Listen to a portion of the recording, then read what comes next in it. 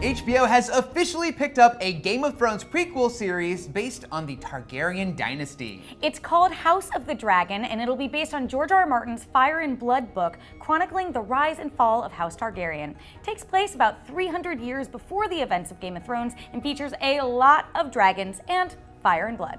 Sounds good to me. This is the same series we first heard about back in September, coming from creator George R.R. Martin and Colony co-creator Ryan Condal. And we've got some good news for fans who were disappointed with the way Game of Thrones ended. Benioff and Weiss won't be a part of this show. Instead, Ryan Condal will showrun House of the Dragon with Game of Thrones' Miguel Sapochnik. He's the guy who brought us the Battle of the Bastards and Hardhome. We'll give him a pass on the long night. House of the Dragon will air on both HBO and HBO Max. While we don't know when this show will go into production, we did get a look at this new poster that promises fire will reign.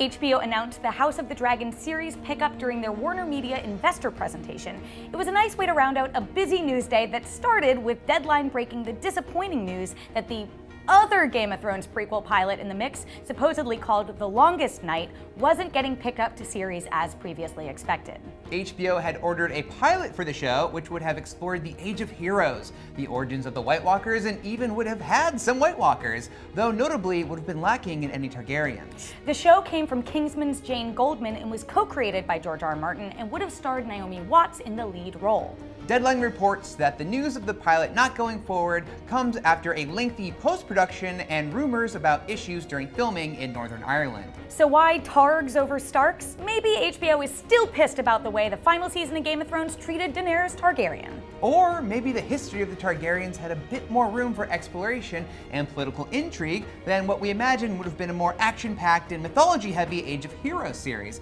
Plus, we learned a lot about the White Walkers in Game of Thrones already. I'm pretty sure that they just wanted more dragons and incest, Joshua.